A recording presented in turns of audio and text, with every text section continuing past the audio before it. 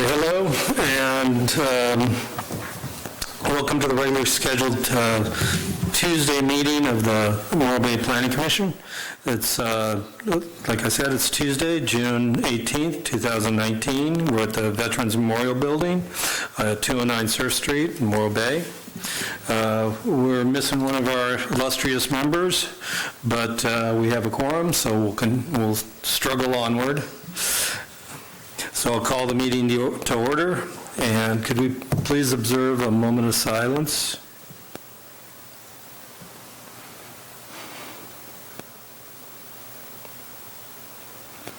Right, thank you.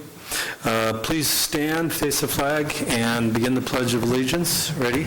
Begin. I pledge allegiance to the flag of the United States of America and to the republic for which it stands, one nation, under God, indivisible, with liberty and justice for all.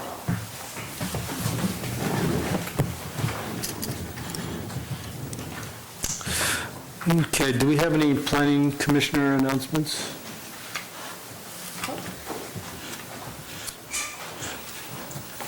Okay, at this point, this is when we usually open up the meeting for anybody wishing to speak on items not on the agenda. You'll have 3 minutes. Please state your name and welcome. Good evening. My name is Clark Kaler. I'm in the Sun Bulletin Building, and I have a couple questions. Under the new Morro Bay specific plan or the rezoning plan, would I be able to have a brewery or a fish processing facility? Okay. Thank you very much. Okay, great. Anybody else wish to speak? Okay, I'll close public comment, and I think the best answer to your question is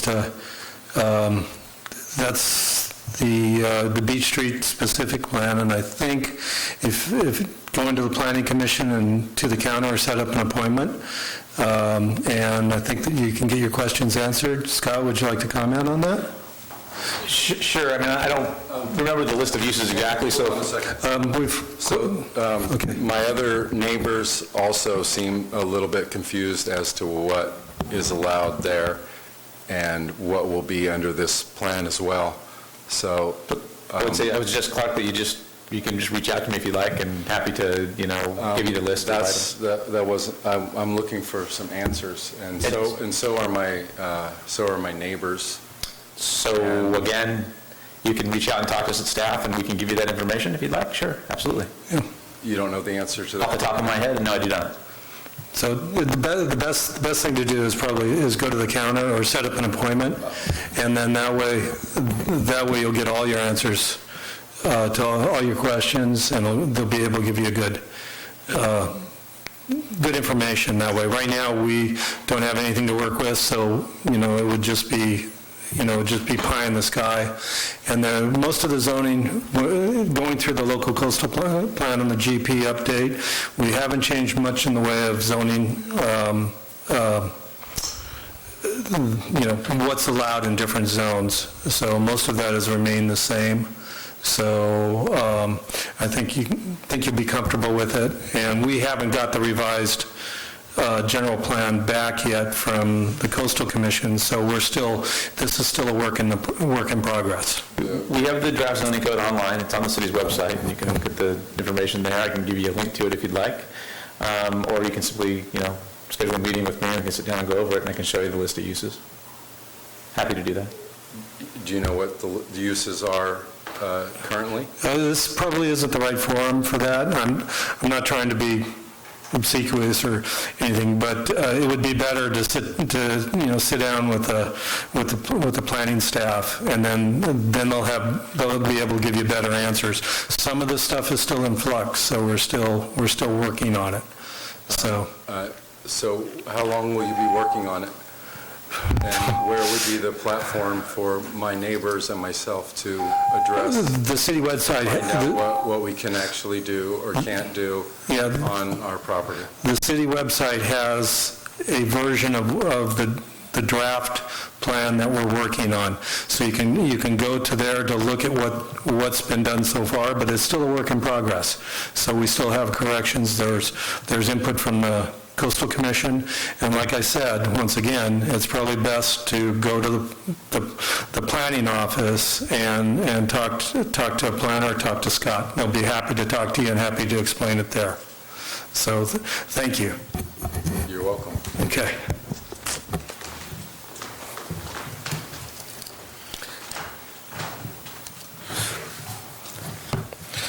Okay, presentations, we have none on the consent calendar. A1, do we have anybody wishing to make any discussions, or? Okay. Do we have Scott, if we don't have any resolutions, do we need to open this up for public comment on the consent calendar? We never have before. Yeah, we've not traditionally done that, correct? But we probably should, because it's an agendized item. So we can do that, or, when we take public comment, you can take public comment and act on consent at the same time if you want. Okay. You do need to announce that. But since we didn't do that, I guess it probably doesn't make sense to us to be more regimented on that and to open it up and see if there's anybody that wants to speak to the consent agenda. Okay. Then I think in the future we'll do that. We'll open up for public comment and the consent calendar. It's the consent agenda. Does anybody wish to speak to item A1 on the consent calendar? Okay. Seeing none, we'll bring it back to the commission. I'd like to make a motion to accept the consent calendar. I'll second. Okay, any discussion? Nope. Okay, all in favor, say aye. Aye. Opposed? Motion passes 4-0.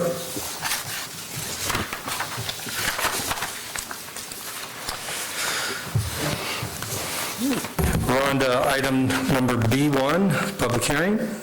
This is case number CUP 19-02, CDP 19-010, and PKG 19-01. This is for 1141 Main Street.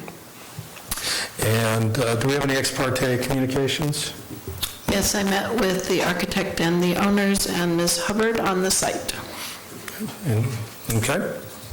Staff, do we have a report? We do. The site is 18,545 square feet. It's long and narrow, and it has two separate zoning districts, R2 on the west, C1/S-4 on the east. The building was originally built in 1941 as a Quonset hut used by the U.S. Navy.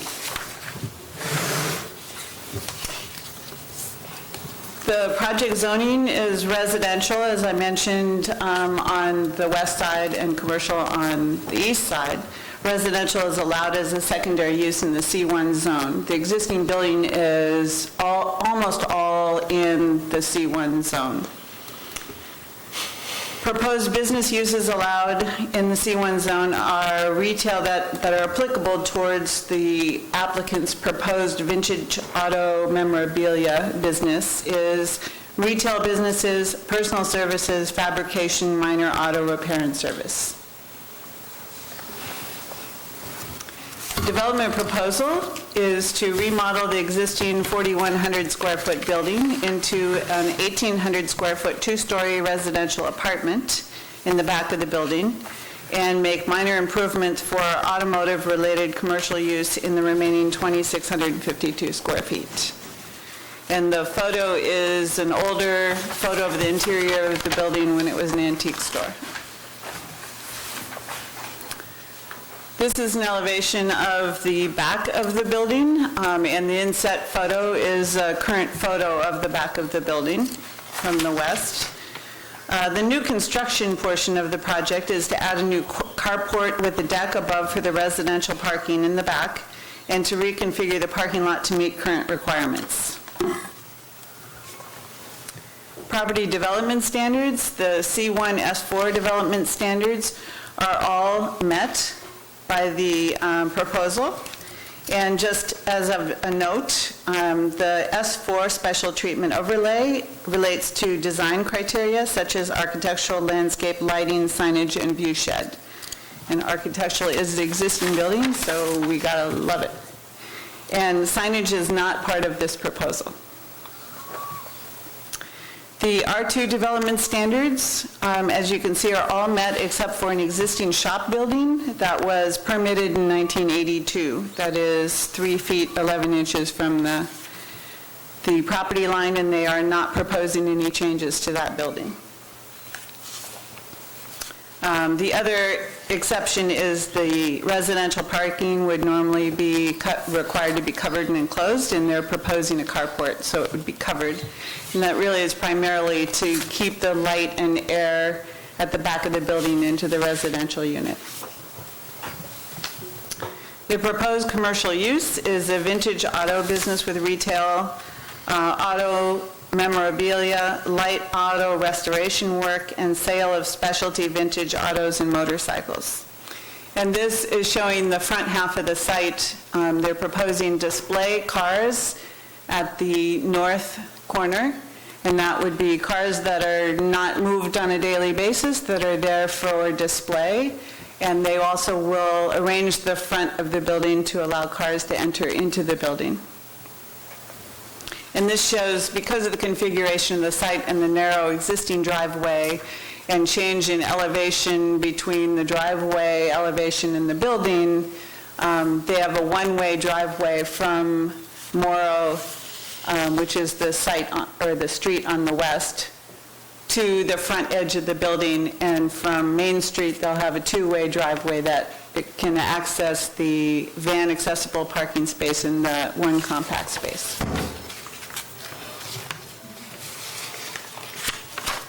The proposed commercial use requires minor changes to the building frontage, which includes removing the western facade, modification of the front doors to allow width for vehicles to drive into the building. And this is an elevation of the front. The ground floor plan shows on the right side vintage auto business, and that's all ground floor with the original domed 20-foot high ceilings. And in the back portion is residential, and the ground floor would be a living room, bedroom, kitchen, and bath. And this shows the outline of the carport with the deck above, behind the residential portion. Second floor plan, the residential will have a second floor which includes a master bedroom suite and a deck area on top of the carport. Parking exceptions. The parking exception can be granted if it is deemed that it does not constitute a grant of special privilege. It can be allowed if it does not adversely affect the health, safety, or general welfare of persons working or residing in the vicinity and does not create any traffic safety problems. And it can be approved if it's reasonably necessary for the applicant's full enjoyment of uses similar to those on adjoining real property. This shows the back half of the site plan, and this shows how the parking is accessed and how they will have access to the proposed two-car carport at the back of the site. And they're proposing the two-car carport for the residential parking requirement of 2 cars. So this is something that has recently come up. There's 2 cargo containers at the back of, or at the north side of the building. They've been there since, one of them since 2004. There's a letter in the file that 2004, the city sent a violation notice to the property owners at that time asking them to move the containers. And they moved all the containers that were behind the building in the parking lot, but not the one on the side.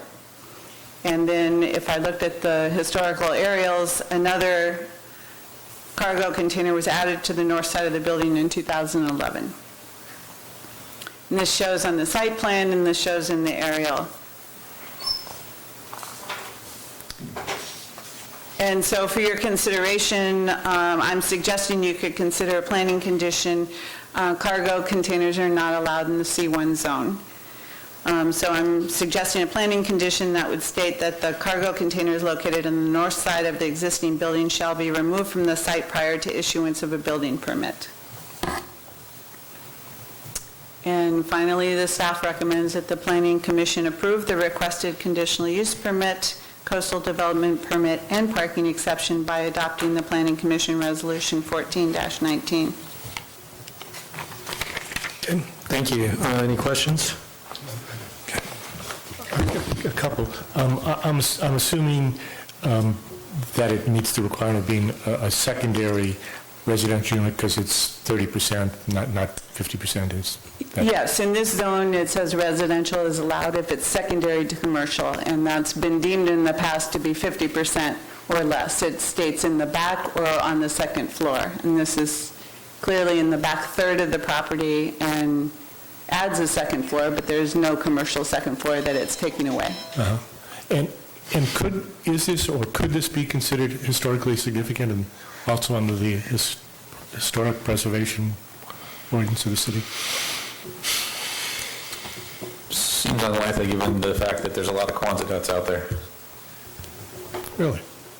I'm of the opinion that the Quonset huts, represent, such a key element of its World War II history that it does have historic significance. I don't think it affects what the applicant wants to do, but I would think that these are the kind of buildings we might like to preserve, certainly with respect to any exterior alterations. Yeah. And I had one other question. I should be able to tell. Is there a back entrance to this? Yes, and that's one of the reasons why they want a carport instead of an enclosed garage, is because the residential is in the back of the building, and the ground floor residential needs that for light and air and access. So their primary entrance is through the carport, the pedestrian entrance from the cars. Okay. Susan? Couple things just in response to Joe. I do think part of this project is that they are both preserving the building and restoring it to its original. So whether that's a byproduct or an intent, I think it's really cool to be continuing to have this as a Quonset hut there and reflecting that history. As far as the cargo containers, having walked the site and seeing the issues with the neighbor to the north, is it even possible to get those out of there? I think it's possible. I don't think it's easy. Yeah, okay. But it's certainly, before the site next door gets more developed and this site gets more developed, it's probably possible now. You're right. It may not be possible. Later. Yeah, okay. And that's all on questions. Jesse? You have a few questions here. The first of which, okay, so hours, are they going to be, I didn't see anything in the planning conditions that they would have required hours to be open, so that we ensure that they are using this as a commercial use. Is that something we could explore, or? I would suggest having a conversation with them, and then if you want, you could condition the project after having that conversation with the applicant. Okay, has that been a discussion item yet? No. Okay. Are they allowed to do events at this commercial? Would an event be specifically prohibited? Let me rephrase the question, I guess. So we have permitting processes for events that you'd have to get separated, like it could be a temporary use permit, something like that, that would cover an on-site event. So that would not be a part of, so an event would not be I mean, if it was like a grand opening and it was inside the building, then it wouldn't be an issue. If you're having something larger that was generating more traffic, then we would have to take a look at it. Right. And We have a temporary use permit process. right, and the primary, just some understanding, I was a little confused by everything, honestly, but the primary use of this is intended to be retail, not auto sales. It's both. So they included as one of the exhibits, kind of a letter of what their proposal was for the business. They're interested in drivable vintage cars, so not million-dollar cars that you don't want to take out on the street, but vintage cars, and they can talk more. This photo actually shows a car that they, it did a minute ago, I swear it did. It shows a vintage car that they drove across the country to come here.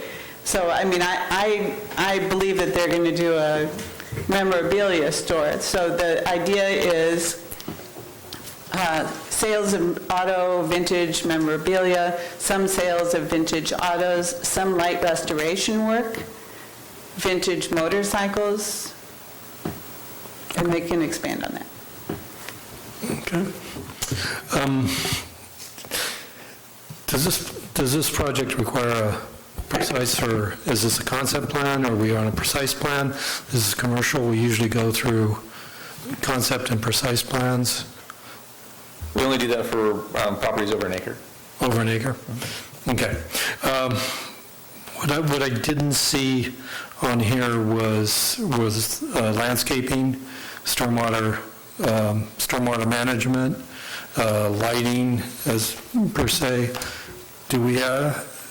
Shouldn't we be looking at There's that? a landscape condition that they submit a landscape and irrigation plan, and it needs to be reviewed and approved by the community development director. Okay. Okay, what about, so we don't have any location of street trees or anything required at this point?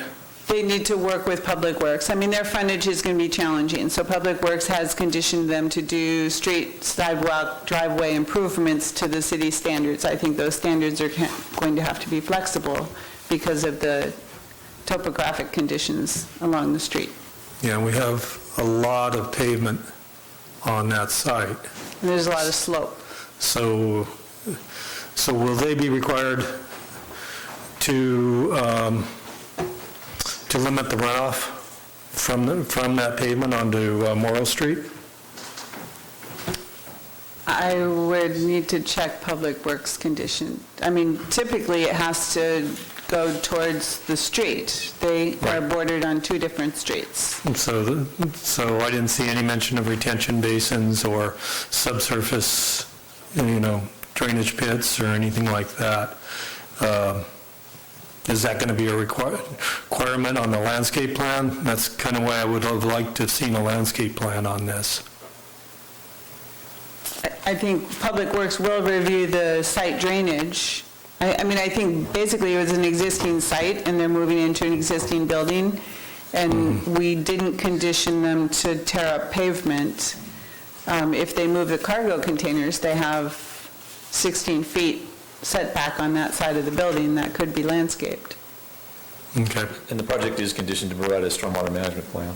Right. Okay. And then, Condition 1. and then fire sprinklers?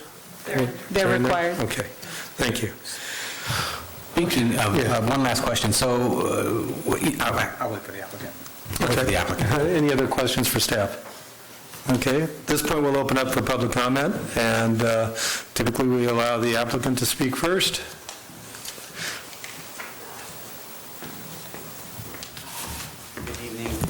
Good evening, commissioners, staff. Jonathan McAlpin, I am the architect and the agent for Steve and Linda Wilson, who came to me about a year, Morrill Bay resident, about a year and a half ago after having some lack of success with the previous agent and designer, and I thought they had a really neat vision. I thought it was really doable. I loved the fact that they wanted to build some kind of a residential use within an existing structure. It's obviously got a lot of historic significance.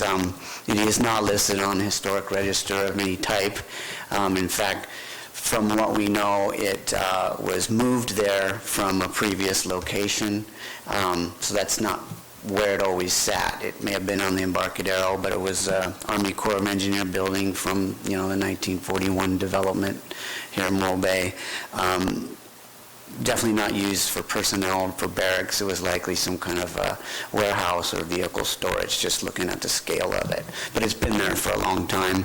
I think it was an antique store for almost 30 years before that, with a lot of non-conforming uses and parking and whatnot. So they're looking to really clean up a really prime site and central corridor, if you want to look at a gateway location in Morro Bay. They were unaware of some of the site improvements that would be required, like having handicap parking and striping the parking lot, because none of it conformed. In fact, the stripes are kind of faded and gone, so because it existed for so long, non-conforming. Those storage containers were there well before they got a hold of the property, and up until just this afternoon, we're not made aware of any condition to address those, but I'll speak to that.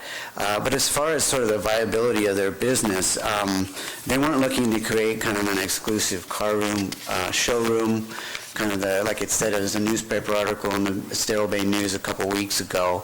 That was also in your staff report. So here's some kind of examples of the sort of attainable type of vehicles that they want to have there. So they're looking to move vehicles. They have friends and associates that own vehicles. This is a viable business. It's not just a storage or warehouse. Linda has just told me their hours of operation are intended to be weekdays, Thursday through Sunday, to have it staffed. It's not a museum. They intend to have the memorabilia also just for car collectors. I think we all know there's kind of a growing car culture that exists here in Morro Bay with the car show that happened last month and the other types of businesses that are here for restoration and whatnot. So I think it's an appropriate use for what's now an abandoned derelict property. And I think it's a lot of fun what they're trying to do. So from the get-go, I've really kind of embraced this project and thought, what a neat thing. And then along the lines, we find out we got to put in a new sidewalk and street frontage, et cetera, et cetera. But as far as the site improvements and stormwater protection plan, all those are conditions that are part of the use permit that are required prior to building permit issuance, et cetera. I do want to point out, though, that as far as the site of disturbance is concerned, we're paving and restriping a lot. We're not building anything. We're not proposing any greater footprint other than a couple of columns that support a new carport. So that's going to make a difference, I think, in the level of site improvement we would need to do for stormwater prevention plan. But again, we're prepared to address those issues as we need to satisfy Public Works. So that's a bit about the development and the client's interest in their business and building something nice here, fixing up something nice here. About the storage units, that really has come up just today. So we're just really still kind of reeling with, well, how do we get them out of there? Obviously, they were a concern with the city or a code enforcement issue since 2011, but no one said anything when we were in this process. The code enforcement issue obviously wasn't pursued. None of this really was presented to them by the previous owner.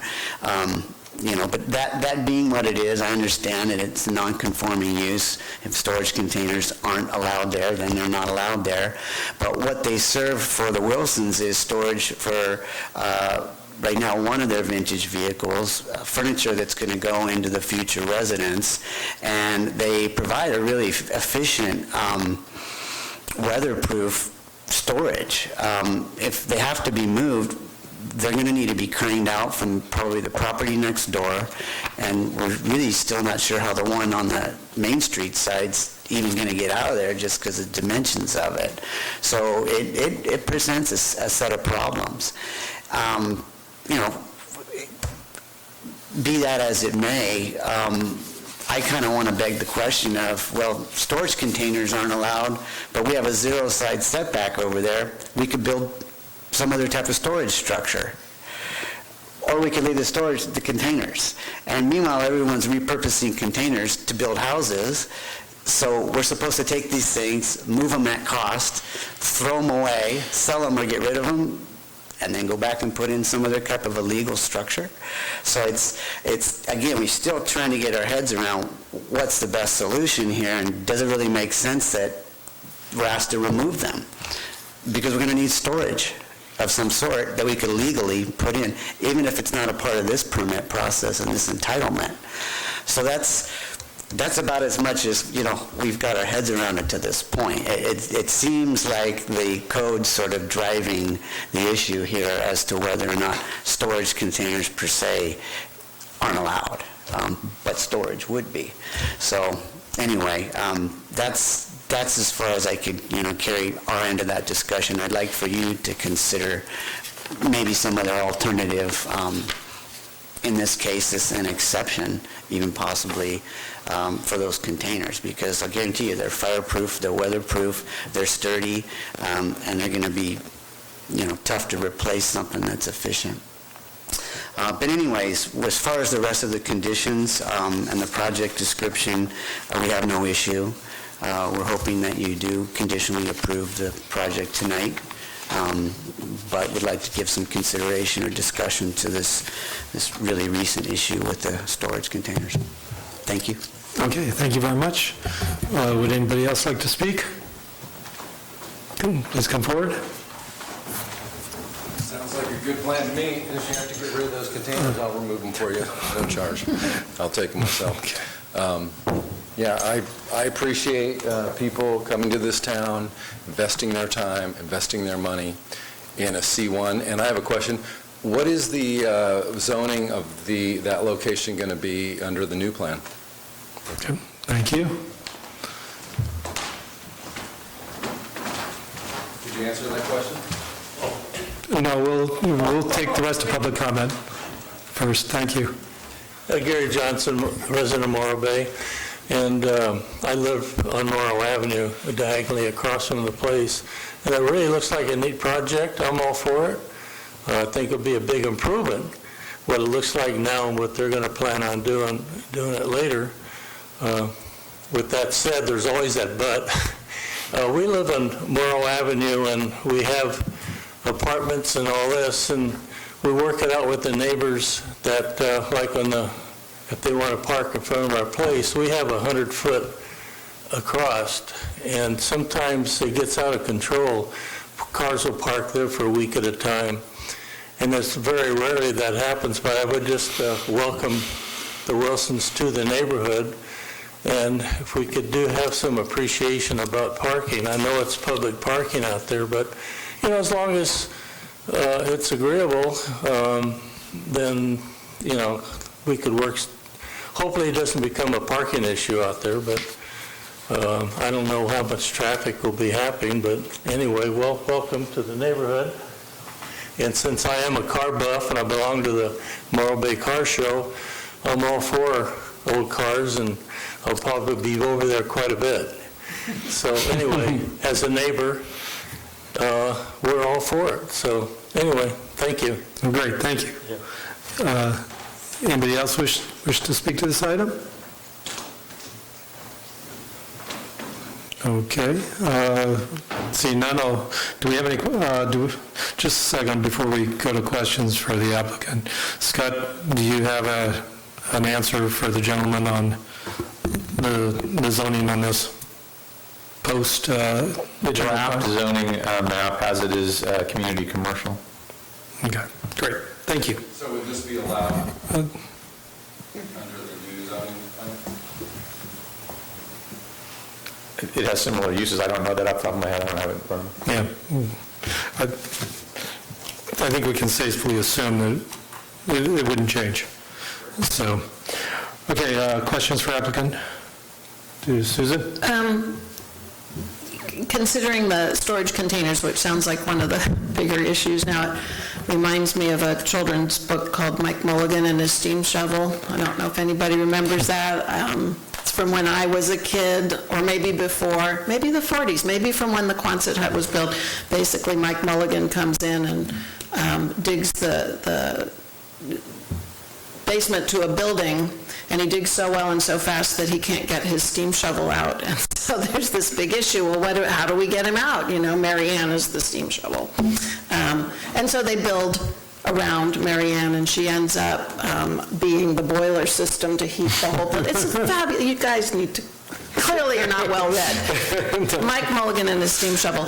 So is there a way, and as you say, it's useful buildings, why do we throw things out when they are not, you know, past their prime, to maybe create a facade with some of the siding that you're intending to use for the front and back with the corrugated metal, you know, to make it all look cohesive, leaving yourself access. I don't know if that's possible, but kind of disguise what's there so that it has a better look. I mean, I would rather see something. Susan, I think we need to stick with questions right now. Well, that's a question. Is that he's the architect. Is that a possible solution to that?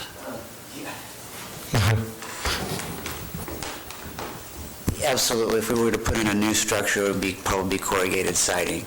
Okay? So you could it's sort of a real quick way to get to the same end. Okay. Okay, we'll probably stay at the podium. I think we might have some other questions. Jesse? I have a few questions. Where did my questions go?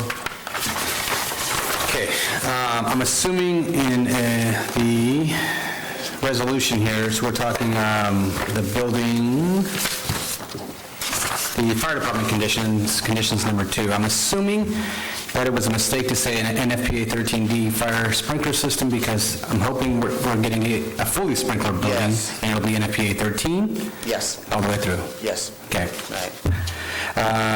Second thing, I love your design. I think it's a great idea. I'm all for it. I just want to vet some of these things out and make this a doable project, so saying that for the record. It seems like we may have a fatal flaw with the bedroom design and the way that opens up into the storage of car, automobile storage. No, it'll be required to have smoke seals, okay? So that's something that we'll be creating, be it that it would have to be separated, like an occupancy separation between living space and storage. Again, we're not operating vehicles. It's a storage area. Right, which leads me to my question. So the plan said it's a B occupancy, and an auto repair shop would be more like an S1. But it's not auto repair. So it is no auto repair? Not auto repair. Okay, so no auto repair. That was my Explicitly key. stated, no auto repair. Okay. Yeah. So the bedroom opens, well, by virtue of the opening between the first floor and the second floor and the communication between, it seems like that you'd be storing an automobile in a room, and then those doors to the residence open directly into the bedroom with communicability between. It's still going to be provided with doors that provide smoke seals and any required type of occupancy separation to have a door between those two occupancies. But a bedroom can't open directly into a... So that space isn't necessarily a bedroom Okay. because it's not separated. Okay, so the master suite's not going to be called a bedroom? Okay. So that, I guess my question is, would this work if that's an issue? Yes. Okay. Yeah. Perfect. Question number 3, the hours. So were you prepared to establish hours? I want to make sure we're not looking at and I know you know what I'm talking about here, so like in other parts of the county where we have a similar situation and folks aren't being quite as forthcoming as I'm hoping these folks are going to be, where they say they're going to have a commercial operation and it ends up being open, 2 hours every other Sunday. So we're talking about a viable business open 20 to Yeah. And that's plus why hours a we week, have right? provided for the accessible restroom as a part of that, and staff, it's going to be staffed. So when they're not here, Sure. it's open on those weekdays. I mean, there may be some periods where it might be closed, but it's going to be more open than not. Okay. Perfect. And I understand we've got the Ocean View Garage, which is unfortunately pretty much just, defunct now. Same idea, it's just sort of a storefront now. That's not really what they had in mind. Okay. That's all the questions I have. Okay. Joseph, any questions? Not really, not a question, no. Some constant discussion among us. You know. Okay. Are you going to be replacing fiberglass skylight panels? Good question. Yeah, they need to be, and definitely over the residential portion, because they're completely covered with fungus. Yeah, they typically break down about Yeah, 20 years or so. yeah. Okay, and then, That's also something we'll be addressing when we get to the energy analysis and energy consumption with the shell. okay, and so are they going to be replaced with, with a traditional or a... We don't know at this time. That's something that hasn't been explored. I'd like to leave as much light as possible, Right, but it's not necessarily will they stay in the exact same configuration. okay, Conceptually, we're trying to keep as much there the way that it is because they're non-structural and they allow for light. yeah, but it's going to be hard to replace them with a dual pane Correct, glass that's going to conform to the profile of the building. correct. So, But there are other options that we can come up with. First, we need to be told that we can go ahead and use this building the way we Okay. want to. okay. One of the things I would not like to see is something that looks stuck on, lick and stick on there. Needs to be integral and needs to be consistent with the profile and the structure of the building. Yeah, definitely. Yeah, I feel the same way. Okay. It would be great if they were operable, it'd give you, venting capabilities and stuff like that, but that's going to be tough to pull off.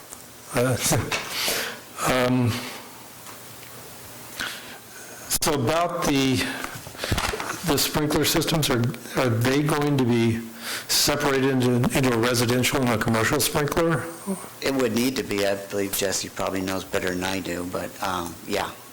Okay. Because they're two different uses, two different occupancies. One serves for residents with the different system requirements versus a commercial. Okay. And is that,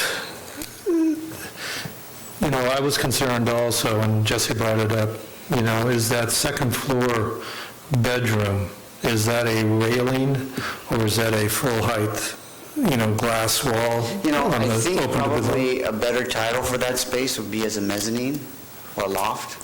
Okay. Okay. It's really intended as guests, Yeah. And what were you thinking as far as the landscaping, especially along Main Street? Well, there is, because of, Nancy mentioned the topography, that big swoop there, and we've got an old street tree that's got to go because we can't build around that. We'd be kind of connecting A to B in more of a straight line, which also because we're going to need to level part of that area for the accessible parking crossroad. There'll be a low retaining wall with the landscape frontage, the required 3-foot landscape strip, and to satisfy or to accomplish this straightening of the sidewalk, there's going to be a transition. There will probably be some kind of a low retaining wall, garden wall, about 3 feet high. Okay. So What do that you- would be a buffer on the landscape.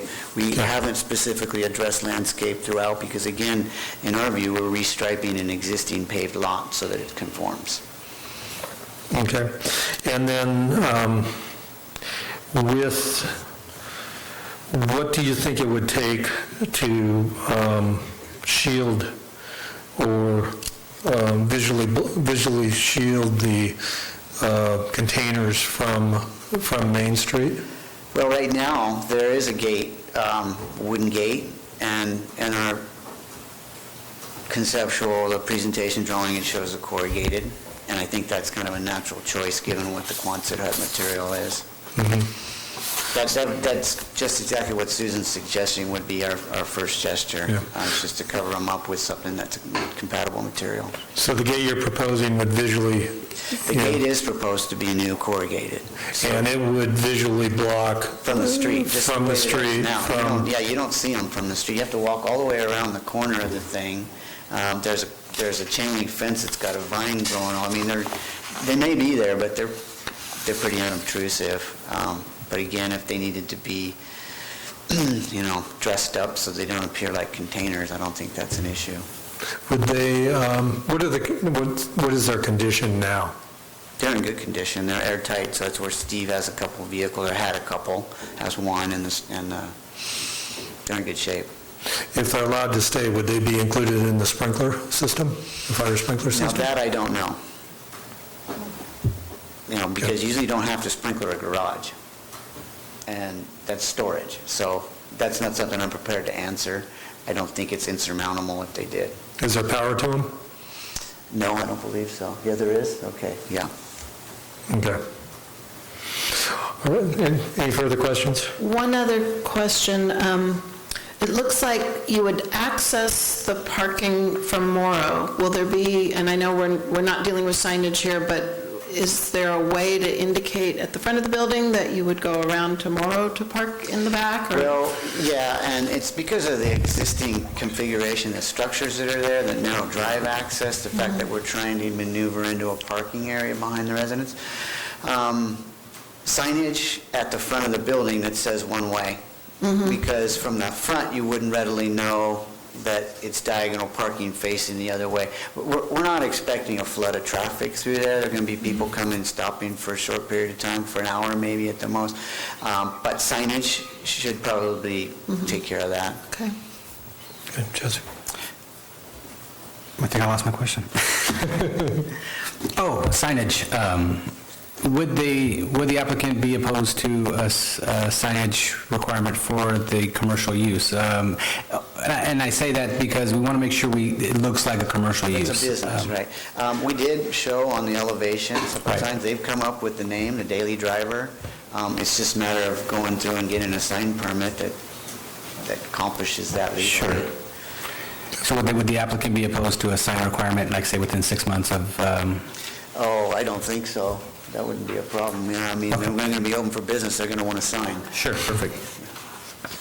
Okay, I think that's all the questions we have for you now. Thank you very much. Thanks for your presentation, and we'll close the public comment and bring it back to the commission for discussion and comments.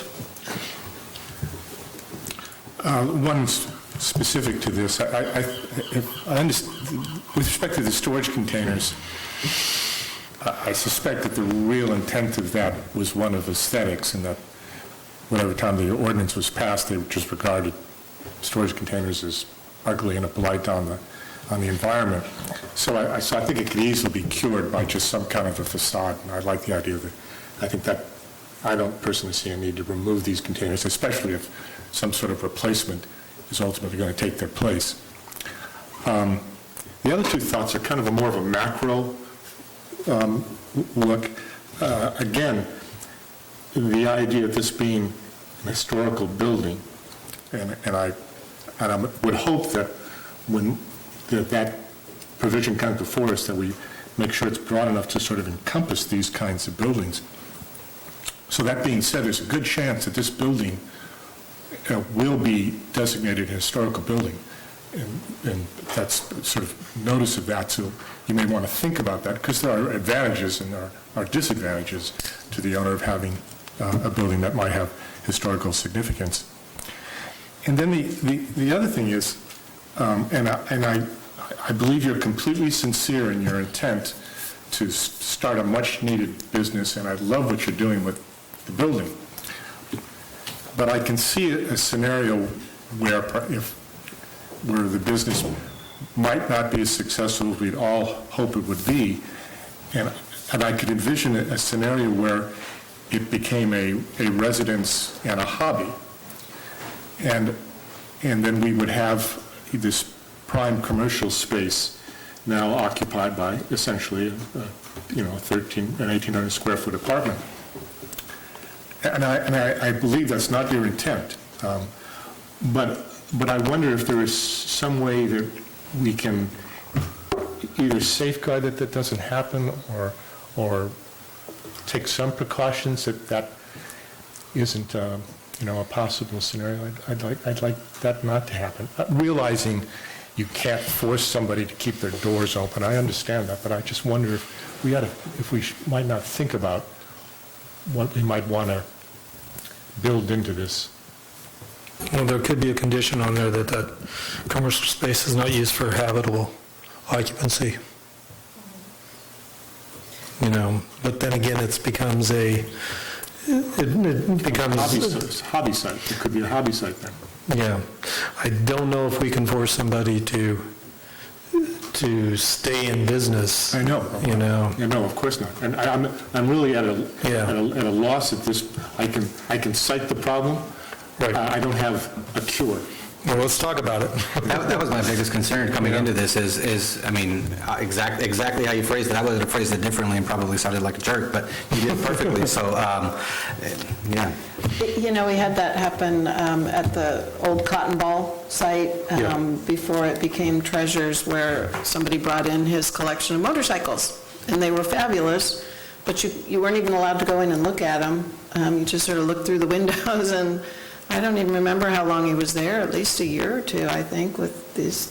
So, but, I had the privilege of meeting with the clients, and I got the feeling they were excited about having a business. And we have our chamber CEO here, and I know she's a big business advocate. I know I have offered and helped a lot of new businesses in town with getting going and getting your advertising together and how that excitement of getting yourself out there. So, and the 4-day-a-week model in our part of town is actually, there's a precedent for that. I think the idea of having that mix of retail offerings from low, whatever memorabilia costs for $10 or $20 up to a $30,000 automobile is a great business model, because, you do find that you make your little sales every day, and then once a month maybe you sell one of those big cars and you're excited. So I see great potential for this, and I do like that this is restoring and preserving a historic building with, a vintage type business is great. Having been privy to some of what we're working on with the ordinance, it will not require owners it's not going to force a historic designation on a building. We will all get to look at that, I think, but I think they're working pretty hard to make it a voluntary and privileged thing, trying to make a reason that you would want to do it, but I don't want to scare anybody about, because I'd like to see us have a historic preservation ordinance. That's a whole other conversation. It's a higher sales tax generating business, again, assuming it's going to be an open business, and I don't know why it wouldn't be. Maybe I just trust people more, but I don't see how we can do anything to require those open hours. Down the road, I suppose it would be a code violation if they weren't. Correct. If they discontinued use for, say, a year and they weren't operating as a commercial venture out of that building, meaning they didn't have a business license and they weren't generating sales tax, and we get reports on all of those things, then then they'd be in violation of this resolution because it has a conditional use permit with it, and that can be brought back and revoked to this commission. So I don't share the same concerns, because we have tools in place that don't require us to add conditions to the project to do that. I can bring back any conditional use permit before the planning commission if there's an issue. If they're not operating in compliance with that conditional use permit, meaning they don't have a commercial operation happening and they're just using it as a residence, well, that would be a violation of the permit issued. And would be really violating the intent of the zone. So, we could bring it back, have it revoked, and kick them out. To be blunt.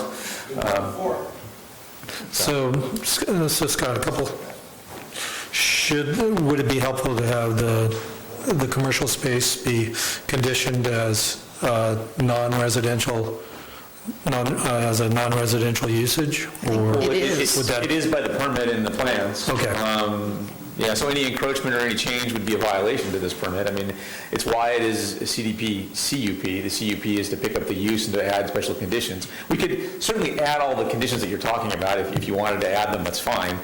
But ultimately, we have the ability to review the conditional use permit for compliance with what was approved before the planning commission. And clearly, if they ceased operation of the commercial component of this, that would be a violation. They would not be compliant. And I say a year because they could decide they want to stop operating a commercial business and try to get a tenant in there, and we wouldn't want to go, oh, you stopped operating a commercial business for 3 months, we're going to kick you out. That's not a business-friendly practice. We would want to give them ample time to try to get a new tenant in that space if they wanted to, because they could either lease the whole thing out and have a live-work situation there, or they could maintain the residents there themselves and have the commercial space operated by another antique shop. I don't know.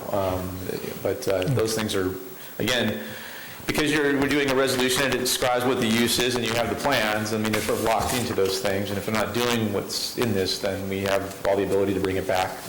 If that's still not enough, though, you can add conditions to require them to maintain a business license, require them to be open 20 hours a week, those types of things. I mean, tough to monitor that type of thing. Okay, go ahead. No, then I find that sufficient assurance. I was misreading it and thinking that if the business discontinued, that the right to still rent out the residence would still continue, but you're saying, no, it would not. No, yeah, I mean, it's a conditional use permit. They're conditionally being allowed to have a residence in this commercial location because it's a secondary use that's there. If the commercial thing goes away, then arguably they're in violation of the permit, so. So Scott, also, I'm a little concerned about having gasoline-burning automobiles in a building essentially that essentially has the same use as the residence there. So looking through the fire conditions, I don't see any restriction on the amount of fuel that could be in there, or even any fuel storage in there. The way I looked at it, I mean, it's a garage accessory to a residence. It's not like a residence, it is a residence. It's a residence and it's a garage next to it. And we have provisions in the codes that protect us from these things. And it's, I mean, lovely design, it just doesn't incorporate those code requirements, those minimum code requirements. And I don't think it's a fatal flaw. I think you can end up with, putting a mud room and somehow breaking up the two areas, but... I had actually spoken with the building inspector, our building inspector plans examiner about that. And he's like, yeah, they're going to have to show us the math, show us how this is going to work, and there might be some internal changes that need to be made, but they haven't given us the drawings to that point for us to make the comments. So. Should we condition it so that there's no combustible fuel stored in that building, and then no restoration work is also done in that building? No automotive repair? They have a shop building in the back, whereas I assume they'll be doing the restoration work. To me, it seems more appropriate that would come out during the building permit review, because that's going to be where fire is going to look at the fire suppression system, the exhaust, the carbon monoxide monitoring, safe storage of fuels. That's an enormous building. So if they had a safe storage locker in the corner, it seems like a lot of businesses, they should be able to store a certain amount of materials. Yeah, they're just, the plans aren't developed to that extent yet. But this is what we're having to approve. Well, again, these are things that get reviewed by fire on a regular basis as part of building plans, typically, not so much the planning commission level of things.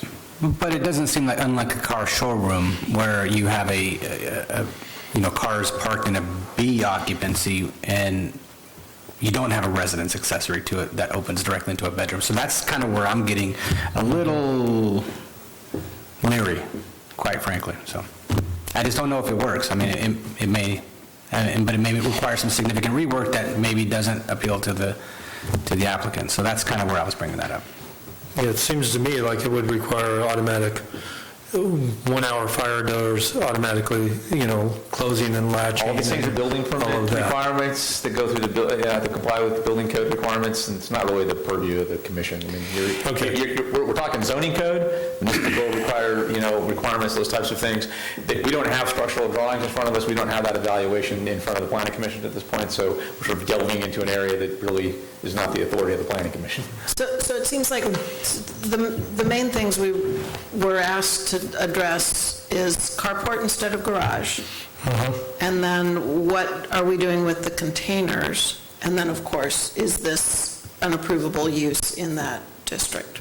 With the part commercial, part residential. Does that pretty much cover it? That's correct.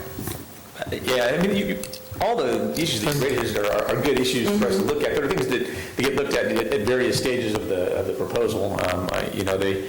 They have an architect employed, and we'll have to, provide the justification for the design that he puts forward on the structural side of things for occupancy separation and so forth. And then we'll be able to review that on the building side of things and the fire side of things, for compliance. As for the other items, so up to the commission, like I said, we can add additional conditions. If you're interested in going down the road of the storage containers, so storage containers are expressly prohibited by our code, so they literally, if they want to keep them, would need to probably build structures around them, and then we have to look and see what, the ramifications of that are. Yeah, I mean, that's what the code says, you can't have them, so we'd have to be able to, realistically call them something else, and that would be, you're going to build a shed around their storage containers, which is fine. Again, you can't really, all the things about the, how visible they are, they're not very visible. When you have to really be looking over there to see them, so. And I think, personally, I think we can, if they're screened from both the east and the west direction, visually screened from a personal standpoint, I think we, I don't see them as a problem as far as as long as they're screened and they're protected with a fire protection system. I mean, just kind of throwing 2 cents in there, I just don't see how they work. I mean, quite frankly, for a lot of reasons. I mean, like Scott says, they're specifically prohibited. I mean, I don't know how we get around that one. Second of all, I mean, they're too close to the property line, they're too close to the building, they would have to be sprinklered, they're not allowed to have electrical, they wouldn't work for energy consumption. I mean, there's just the egress, I mean, you go on and on and on. So, I mean, I think they just have to go, my personal opinion. Okay. May I? Yeah, go ahead. So I had a couple other just comments. So the cargo containers, I don't even really feel like that's a debatable thing. I think Scott hit it right on the head. They're specifically prohibited. I don't even know how we would have a mechanism to approve them if we wanted to. I would say if the commission is interested in approving it, then they need to build a structure around them, because otherwise just shielding them is not adequate. They're still there. I mean, you need to build something around them, and we'd have to make some sort of finding as to why it's consistent. Okay, I can be convinced.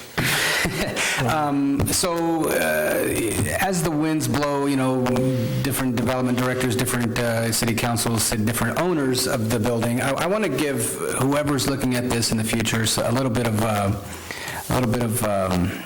added benefit of the doubt in perhaps having to enforce some unfortunate change of use or problems in the future. So what I would recommend is we add some sort of condition in there that if the building is not being used per the conditions of approval for a period of 12 months, not operating more than 20 hours a week for a period of 12 months, I don't think that's an unreasonable requirement. And I think that just gives everybody just kind of a basis of this is what is expected, and things happen. So that's my opinion. Okay, let's discuss that. Where do you stand on that, Joseph? Yeah, I would like to put that explicit provision in the As a condition. 12 months stands vacant, and Do we want to give a recommended minimum, business, hours, duration, or just, how do we define a going business? Is it 2 hours a month, or, or certain? Well, my discussion would be, we're approving it as retail. Retail that's open less than 20 hours a week is not a viable retail. I'm not a retail, I'm not in that business, but that seems reasonable to me. yeah. Okay, you're the expert on that, Susan.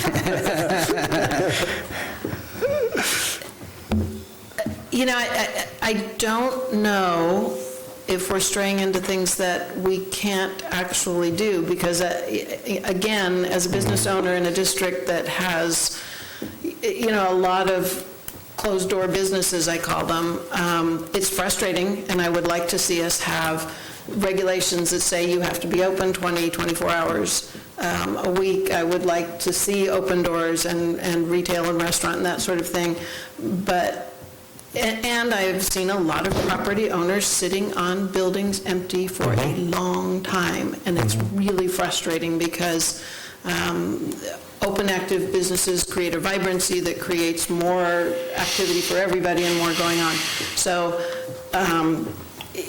while there's a part of me that would like us to create a business improvement district for downtown Morro Bay, and so that we can make those requirements and restrictions that an owner is not allowed to sit on a building for 5 years empty. We don't have that. So I don't know if it's fair in this setting to make this requirement on this applicant. At the same time, that is their conditional use permit, that it is a commercial use. That's how you get in. They're asking Yeah. for something special here, and it's not a commercially permitted overall use for the zone, and so you have a conditional use permit that goes with it, and you have broad discretion to condition that use. And I know I'm kind of speaking out of things that don't pertain to the city of Morro Bay specifically, but just kind of regionally. So there is an issue in Cayucas on Ocean where you have to have a mixed-use building. In order to construct a residence, you have to build a commercial use on the first floor or within the building. And I just see that being abused, and I just don't want that to happen here. So, I mean, I'm just trying to look ahead and kind of be forward-thinking and protect the businesses and protect the C1. And I don't know how enforceable it is, and I don't even know if county council would agree with that. We could have this ability to do that. The 20 hours a week is a doable thing. I don't know. You can... City council. You can condition that they're open a certain amount of time because they have the conditional use permit in front of you. I mean, from an enforcement standpoint, it's a little more difficult. Very difficult. But and you're going to have that, you're going to be able to 20 hours a week, but what if they change businesses out in it? Then, of course, they're going to discontinue that, and so you're going to say, oh, that's a violation, but like I said before, that's not a great business practice from the city side, that's not business-friendly, because we want to give them time to get a tenant in there. It takes a while to get, folks in there. I mean, it's sat vacant for quite a while after the tea shop went out. So. From a standpoint of enforcement, though, wouldn't it help you to have specific criteria, as in hours and days, as opposed to having to sort of make a decision after 12 months that they're not really conducting a business? You would have, I'm suggesting that we incorporate something that resembles an objective way of So I think that. you can put the condition in there that was suggested, the minimum 20 hours, and, taken in conjunction with the, don't discontinue a use for 12 months.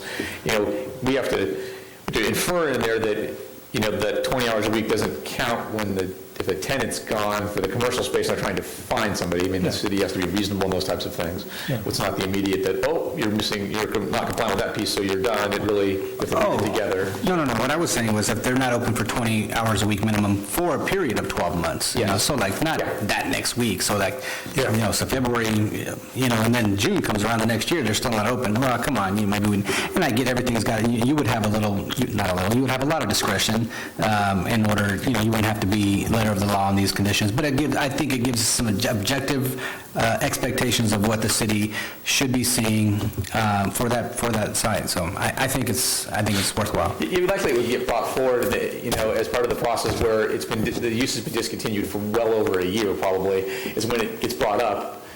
And then you go, wait, what's going on here? We have a conditional use permit on this thing, and when you're reviewing it, it wouldn't necessarily come to our attention unless the use was discontinued for a substantial amount of time.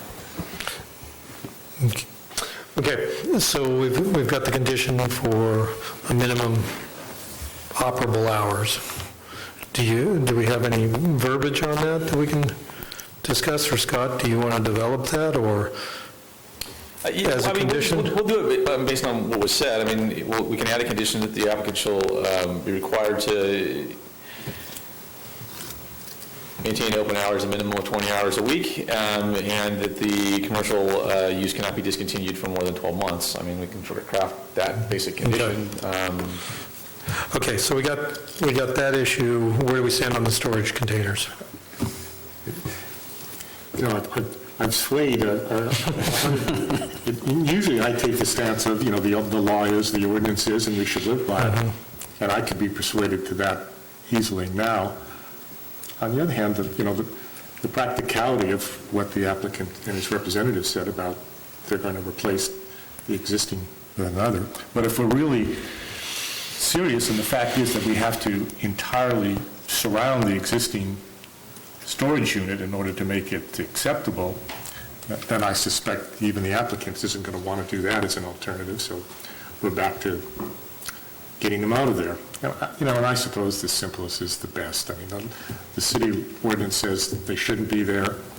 And frankly, this is probably a pretty sizable burden, but I suspect that there was a real failure of disclosure on the part of the seller when you bought the property, that this was in violation of city ordinance. And so your remedy might very well be to go back to that agent or that seller.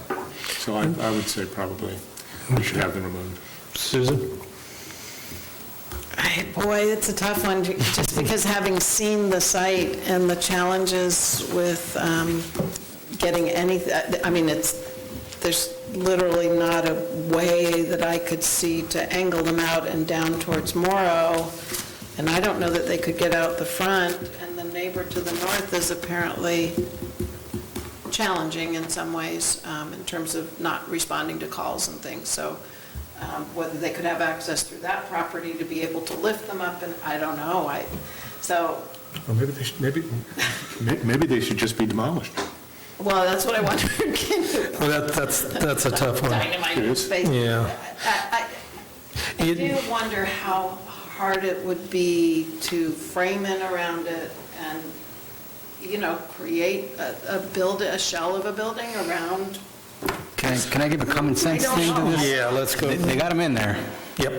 They can get them out. I mean, I hate to be so blunt about it, but I mean, if they were able to squeeze them in there somehow, they should be able to squeeze them out. Yeah, but things get built after the fact. Well, they may have to demo some fences, they may have to, when they're doing their site work, they may end up having to, hopefully they don't have to grade, do some earthwork to get those things out, but they can be moved. I mean, Yeah. I don't, Basically, where they could go is you'd put skids on the back and pull it out with a D8 or D6 and crawler. Did you crawler out look there. at the map about where they are, though? And there's, No, they'd come out through Main Street, yeah. up the grade and over well, there. you could lean them up and, Yeah. I've moved them around before, but anyways, I think we need to either, I think we condition it that they be completely enclosed or removed. what I was going to what I was going to bring up is, okay, so Scott brought up the fact that they're specifically prohibited, they would need X, Y, and Z to make them legitimate, so let's just put the onus back on to the applicant. Somehow or another, you have to satisfy the development director that they are able to stay or they have to go. I mean, that seems very reasonable. Yeah. So is that possible that they could come up with a plan that would satisfy? I would want to condition that, giving me the authority to sort of take that on. I'm happy to, see what they can come up with and take a look at it, but I mean, again, it's going to be building a building around those things, basically, which is strange. But if they wanted to do that and you wanted to approve it, I think we should give you that discretion. Yeah, I would be definitely for that. Okay. I So- trust him to get it right. So conditioned, either they be, not completely, but either be screened or removed. Well, I would say probably enclosed. Enclosed would probably be a better- Because you that would don't probably want be- them to look like we're just hiding it. That'd be a better term. It probably has to somehow create a Okay. building around it. We can make that happen. And I think there's going to be issues if there is power there, then they're going to have to be sprinklered if they're kept. I don't think they work, to be quite honest. I mean, they're too close to the property line, too close to the building. I mean, if being a separate occupancy, detached, building-wise, they're just not going to work. I mean, Okay. so if you could find a way to make them work, then great. So we've got that condition. And what about the carport? So let's talk about the parking. They're having a parking exemption to allow a carport instead of a enclosed two-car garage. Do we have any issues with that, Joseph? No, I don't. As I've said several times, we're long past the era where all cars must be enclosed. I'm fine with the carport. I concur. Jesse? I just want to see a level 3 charger in there, though. You would.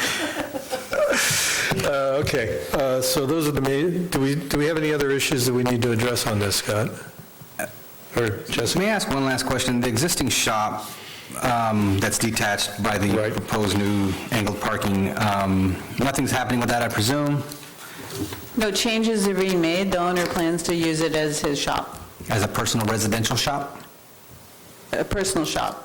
I mean, I don't think he's not going to live in there, but Well, like you would your garage. I guess what's the, is it going to be like a U accessory to the R3? Is it going to be kind of a shop that he's going to be working on vehicles in? I guess you could ask the applicant. Okay. Okay, and then also the carport covering that's out there, the metal carport covering that's also there, is that destined to be removed? I can't tell on the site plan, on the scale I got. Oh, it could stay if it doesn't interfere with the parking, but I think it's Yeah, planned to be It removed. says to be removed, number 17 on... Okay, I couldn't read that. I'm Yeah. sorry, my eyes aren't that good anymore. Okay, so we need to ask the applicant about the workshop or the shed. We'll open it up for public comment.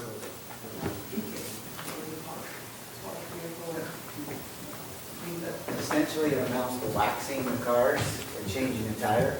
Oh. No restoration, no painting, Okay. no repair. Okay, and so also in the main commercial space, you said there would not be any restoration or, That's where the light maintenance, I guess you'd say, in the main space. Main space. None of that. none of that? Okay. That's what the shop is for. Right. Okay, so the repair work and motor work and all of that will be done in the shop building in the back? That'd be mostly done across the street. Yeah, right. Okay. Right. So they're actually pretty good at that.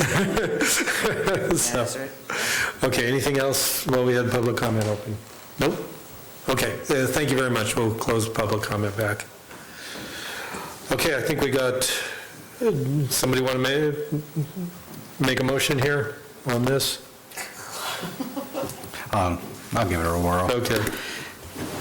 So,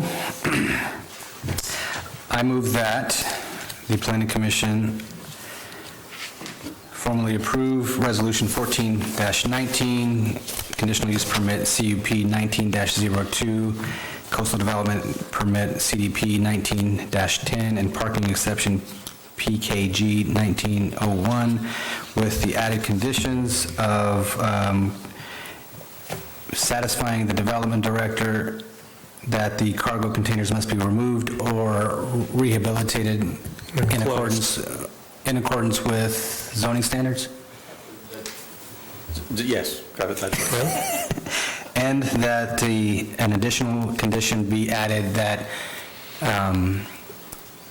business hours should be a minimum of 20 hours per week for the retail, and should they not have business hours for a time of 12 months or more, the conditional use permit may be revoked. That's fine, because we have a revocation process in the code, so that works just fine. You also had mentioned you wanted a condition that requires a sign permit application within 6 months. Thanks, Nancy. Yep, right.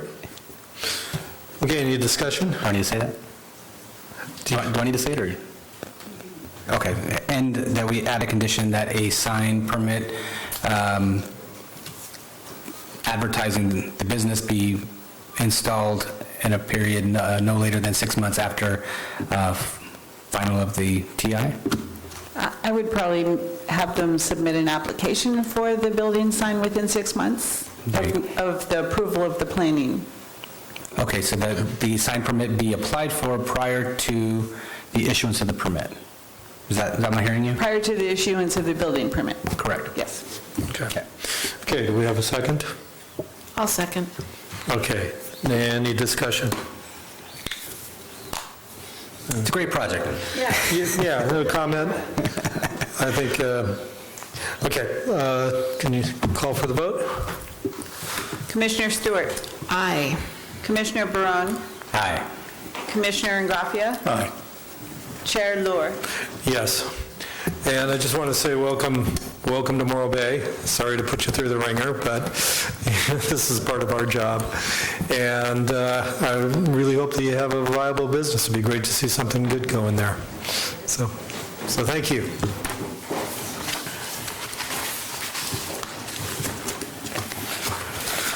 Okay, item C, next item is C, new business, we have none. D is unfinished business, we have none. Planning Commissioner comments, future agenda items. Ani? No comments, but I will be a possible no-show on the 2nd. So I will know more on the 1st. Okay. And I hate to put it that close, but it's possible that I won't be here, so. Okay.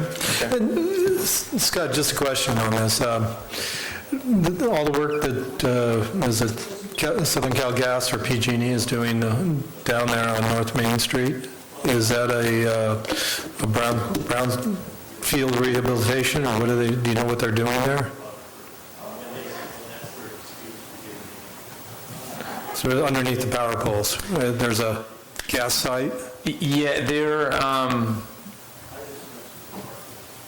doing maintenance on the gas lines, I believe. And I don't remember the extent of it. It was explained to me a little while ago, forgive me, just got back from vacation. And, going through hundreds of emails and things like that. So I don't remember the exact nature of it, but I believe they were doing maintenance on it and getting it set up and ready, and it might be transferring to another utility or something. There was some conversation about that a while ago. I don't have the exact description of what they were doing. I was just concerned. It looked like the way they set it up, it was maybe some hazmat remediation of some soil or something there. I mean, there could be something along those lines if they detected something there. I mean, it would be something that was regulated through county environmental health or APCD, depending on which agency and what contamination they might find out there. Okay, well, just curious minds. And I wanted, with respect again to this notion of historical preservation, I would hope that when we finally look at this, that it is broadened significantly beyond buildings that have generally considered architectural significance or celebrity ownership, to things like this Quonset that I think truly have historical significance for Morro Bay, and maybe even broader into notions of, if even one building in itself might not be historically significant, however we define that, but it could be part of creating an historical area or district, and that too is worthy of preservation. It is looking at the whole idea of districts as well, because, we have that with our fishing district and our downtown districts, and so, I think they're working really hard to be inclusive but not scary, and I almost wish they'd be a little more scary, because, but very respectful of property rights and not wanting to have people feel that something's being taken away from them. I personally feel like you've got to define it as a value-added thing. What do we give as a community when somebody offers to have their property listed? And ways even to do some of the historic panels, in the areas, just not necessarily putting your building on the state or federal register, but having the living history panels that say what it was, where it's been. So we might even be able to some good incorporate ideas. some way to incentivize it as well. Yes, exactly, and I would really like to see incentives. I was curious about the status of the marijuana dispensary permits. When is that due, or happening, or? Yes, we're in the process of vetting. We've gone through initial sort of completeness review. That was done by myself. And then it went on to the Cannabis Review Committee. That was Fire Chief, Police Chief, and Finance Director. And then they've made recommendations on to the City Manager. And the City Manager, even as of today, was conducting some of that, review. And going through, I think, one of the applicants' stores in Sacramento. So we should probably have the final chosen 2 that we can license probably by the end of this week, beginning of next week. Wow. Oh, great. And then I got a couple of copies from the city attorney's office of examples of licenses that have been issued in other cities, so I can kind of tailor that document to our ordinance, and then they'll have to go through the background checks and all those types of things, and then tenant improvements and all of those fun things. So we're getting close, though. So at this point in the process, once they're awarded, is there any appeal? There is not. Good, okay. Well, I shouldn't say that. Purposely but, written so that it was not set up to have council review. Okay. Yeah. That makes sense. I know, like everything else, sometimes things come up after the fact, and somebody says, well, I didn't know they were going to be my neighbor, and I feel like we just have to move. And all that was discussed when we put the ordinance in place Yeah. several months ago. So that was the time frame when the city council adopted the ordinance to get involved and note your, dissatisfaction with the policies, but since it's been adopted, now it's done, and we're making the decisions, and all of the players, the applicants have identified buildings associated with where they're going to go, so. That was the question I had. So all applicants are tied to a specific... Correct. Specific... Location, yeah. Good.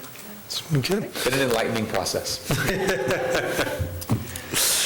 Okay, do you have anything to add, Scott? I don't, other than I had a item from a future agenda item that was put forward by Commissioner Barone last time. We wanted to bring back a discussion related to your WRF-CAC dealings, and wasn't able to get with you before this meeting because I was out on vacation.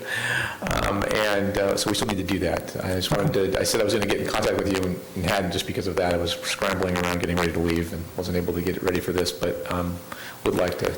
Yeah, next meeting probably wouldn't be good, just in case I'm not here. Yes. And I think Susan's going to be gone the 16th. Yeah.